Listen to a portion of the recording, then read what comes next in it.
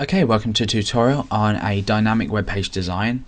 Now this tutorial is going to feature how to create a website with a standard template and have, when the user clicks a link, the only thing that's going to change is the content that the user wants to see.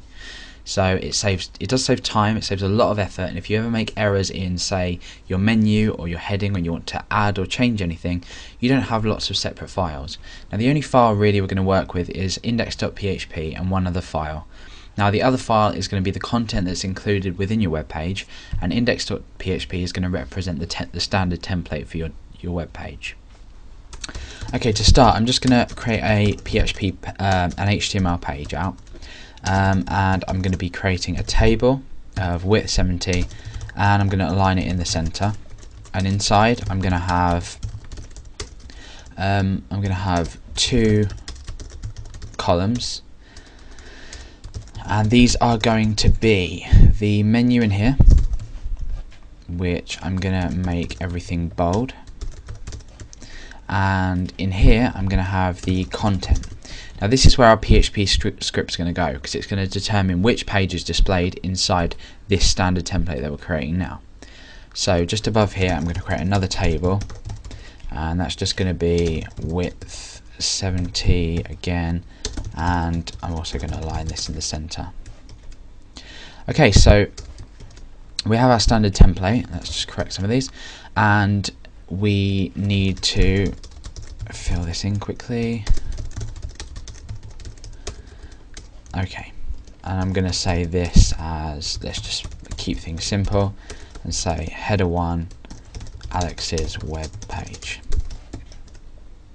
Okay, now let me edit my menu items. I'm going to create a link called home, and that's going to be taking us to index.php, and I'm going to create another link, just one for now so you can see, and that's going to be linking to something, and that's going to be tutorials.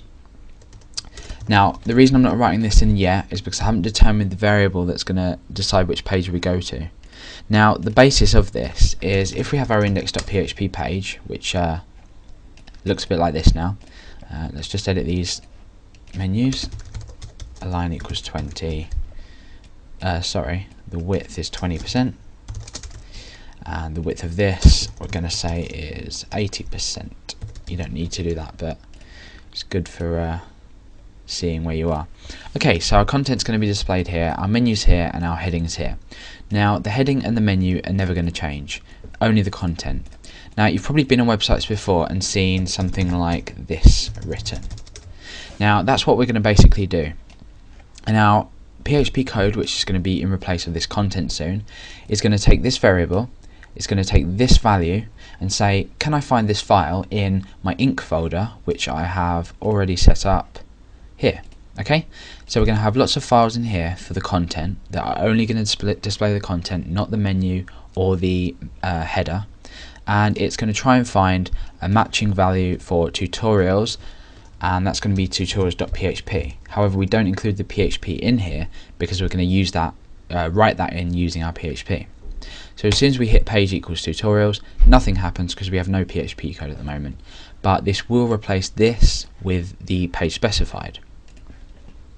So what I'm going to do is, under my content, I'm going to get rid of that, and I want to first of all display a standard message for if a page isn't specified, and if a page is specified I'm going to use the include function, and this is going to include a specific page here. Okay, so what we're going to do is we're going to set up a variable. Oh, and in the second half of this tutorial I'm going to show you how to work with the fact that there might not be that page existing. You don't really want to show your user an error saying can't find this included file that I'm supposed to include, because it's going to look quite user unfriendly.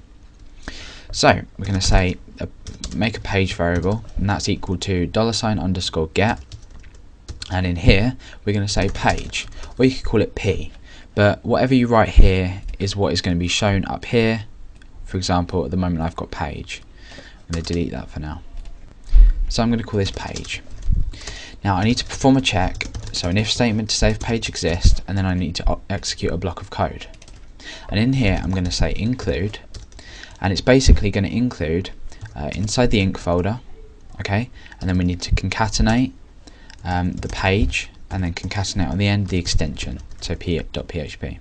So this will look inside the include folder for the page variable that's been entered up here after the index.php, and then it'll include this here. Okay, so at the moment I've forgotten to include my PHP tags, and there you go. Okay, so this should work at the moment. At the moment, if I refresh, we're going to get nothing up. If I say page equals tutorials, we're going to get this error because there's no such file as tutorials. Now let's go ahead and create a tutorials page. Let's say welcome to my tutorials, and we're going to save this inside Ink as tutorials.php. Okay, so at the moment, as long as this variable, i.e. the variable that's specified in the URL in your address bar, equals tutorials, we're going to say yep, it exists. I mean, something has been typed, and then we're going to say it's ready to include with the .php extension. As long as you've concatenated this properly, it should work. Okay, so let's go back, and here we've got index.php. I tell you what, let's add this in the link. So here we're going to say index.php page equals tutorials, save that, refresh our page, and we can click tutorials and see that that has been included. And up here, page equals tutorials, and home takes us back to our home page. Now obviously, if nothing has been specified here, we can use an else statement and just say echo welcome to my home page.